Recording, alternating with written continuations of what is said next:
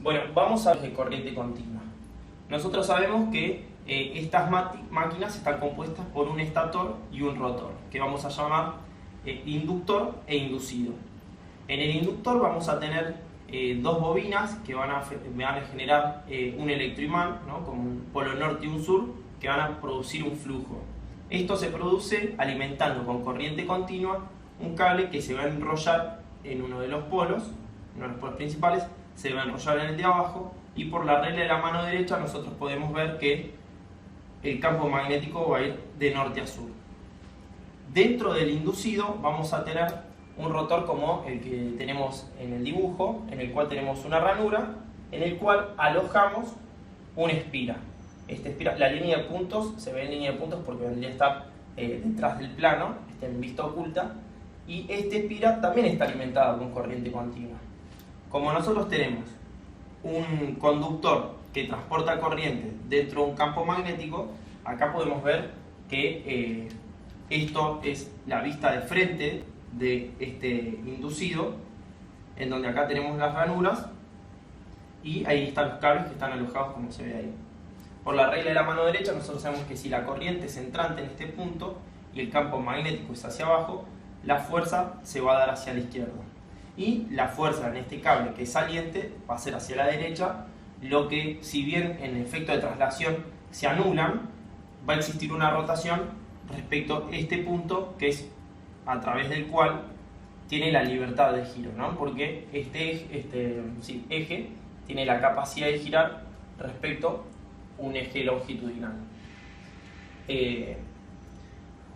Una vez que sabemos que esta espira alimentada con corriente continua dentro de un campo constante produce un par de fuerzas y se va a mover, a medida que nosotros agreguemos una mayor cantidad de espiras dentro del inducido, se van a producir pares mayores y más uniformes.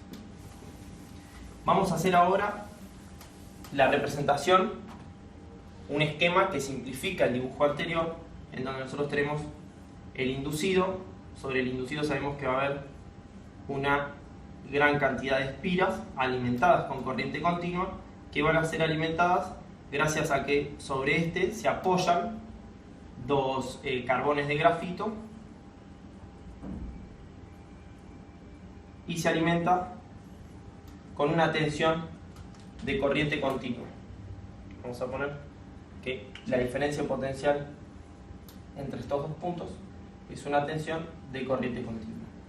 Esto representa a la resistencia interna del material, que es la resistencia que tienen todos los elementos de cobre, todos los alambres que se utilicen y todos los elementos a través de los cuales la corriente circule.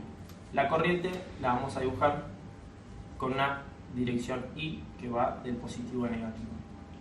Pero sabemos que nos está faltando la forma en que se excita al inducido, que es a través de una bobina, que en este caso le vamos a dibujar que tiene una excitación independiente, es decir, que tenemos otra fuente que podría ser la misma que esta, que me va a producir el flujo principal que me va a generar la fuerza sobre cada uno de los cables que transporta corriente. Podríamos decir que la corriente tiene esta dirección en estos y en estos va a ser opuesta. Esta simplificación nos permite escribir la siguiente ecuación. Si nosotros de tensiones, vamos a ver que la tensión de continua que yo aplique sobre estos dos bornes va a ser igual a la FEM que se induce sobre el inducido más la caída de tensión que me provoca la resistencia interna, como dijimos recién, de todo el cobre y los elementos a través de los cuales circula la corriente. Por lo cual nosotros podemos ver que la corriente es proporcional a la tensión de continua que entregue menos la FEM que se induce dividido la resistencia. Tenemos que saber también, o recordar, que la FEM que se induce sobre las espiras es proporcional a una constante, a la cantidad de vueltas y al flujo. Porque se acuerdan que esto es por la ley de Faraday igual a menos n por la derivada del flujo respecto al tiempo, que el menos será porque se va a oponer a la FEM que lo está produciendo, n porque es proporcional a la cantidad de vueltas que tiene, y phi porque es proporcional a la variación de flujo, pero cuando nosotros derivemos el flujo vamos a ver que también va a ser proporcional al flujo en sí. Nosotros sabemos que en el momento en que arranca la velocidad n es 0, por lo tanto en el arranque E, la FEM inducida sobre el inducido, va a ser 0. Esto nos permite escribir que la corriente de arranque es igual a UCC sobre R, siendo E igual a 0. Esto es lo que nos demuestra que la corriente de arranque es máxima y es, en este caso, de 10 a 30 veces el valor de la corriente nominal. La corriente nominal es la corriente que va a tener normalmente funcionando el motor y va a ser de 10 a 30 veces más grande. Esto es lo que nos produce que sea necesario tener un sistema de arranque que me reduzca la corriente de arranque. ¿Y cómo lo vamos a hacer? Sabemos que la corriente es inversamente proporcional a la resistencia. Así que vamos a agregar dentro de este sistema una resistencia de la siguiente forma. Vamos a correr acá para el costado la resistencia interna, que por lo general es muy chica, RI, y vamos a poner un reóstato, una resistencia regulable, de la cual vamos a poder posicionar en distintos puntos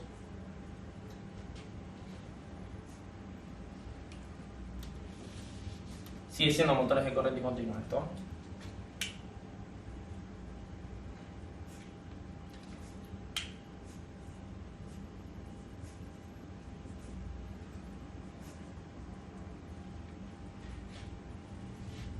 Vamos a explicar brevemente cómo funciona este reóstato.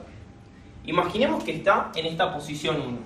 Al estar en esta posición 1, la corriente va a tener que atravesar toda la resistencia. Por lo tanto, la resistencia en el punto 1 va a ser alta. Al ser la resistencia alta, si nosotros revisamos la ecuación, vamos a escribir de vuelta que el valor de la corriente es igual a la tensión que yo aplico sobre el motor menos la FEM inducida, que sabemos que en el primer instante de tiempo va a ser 0, dividido la resistencia interna más la resistencia de arranque. Si la resistencia de arranque es grande en el principio, la corriente va a disminuirse. Sabemos que a medida que aumente la velocidad del motor, vamos a lograr, ¿no?, con una resistencia alta, una corriente de arranque baja. A medida que el motor se vaya acelerando, va a ir ganando velocidad. Al ganar velocidad, crece la FEM inducida, y al crecer la FEM inducida, va a disminuirse sola la corriente, lo que me va a permitir ir reduciendo en forma escalonada la resistencia de arranque a medida que se va aumentando la velocidad del motor, hasta que lleguemos a poder poner en la posición 2 en la que la resistencia pasa a tener un valor 0 y volvemos a tener la misma expresión de corriente. Esto que acabamos de explicar se puede ver en el siguiente gráfico. Vamos a ver si nosotros tenemos la corriente respecto a la velocidad. Vamos a graficar acá una corriente nominal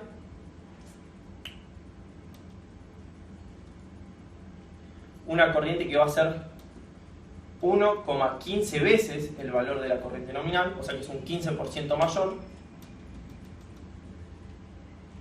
y una que va a ser 1,5 veces el valor de la corriente nominal.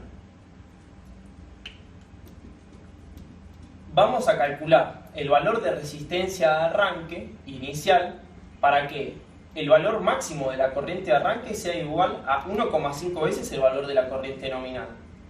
Esto me va a producir que en el primer instante de tiempo el valor de la corriente sea este, porque tenemos la resistencia en esta posición y es máxima.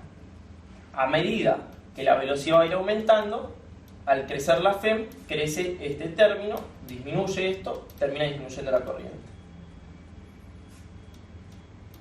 Entonces, la corriente va a disminuir tendiendo a llegar a este punto, ¿no? Una vez que llegamos al valor de 1,15 veces el valor de la corriente nominal, vamos a reducir un poco la corriente, vamos a reducir un poco la resistencia. Si reducimos un poco la resistencia, va a producirse un nuevo pico de corriente, pero siempre calibrado para que la corriente máxima que yo obtenga cualquier instante de tiempo sea 1,5 veces. Va de vuelta a estabilizarse, la velocidad va a aumentar, la corriente va a disminuir, tendiendo a llegar a este punto. Una vez que llegamos de vuelta a 1,15, vamos a producir otro escalonamiento, y así de esta forma, a través de una resistencia de arranque variable, vamos a tener una reducción escalonada de la corriente.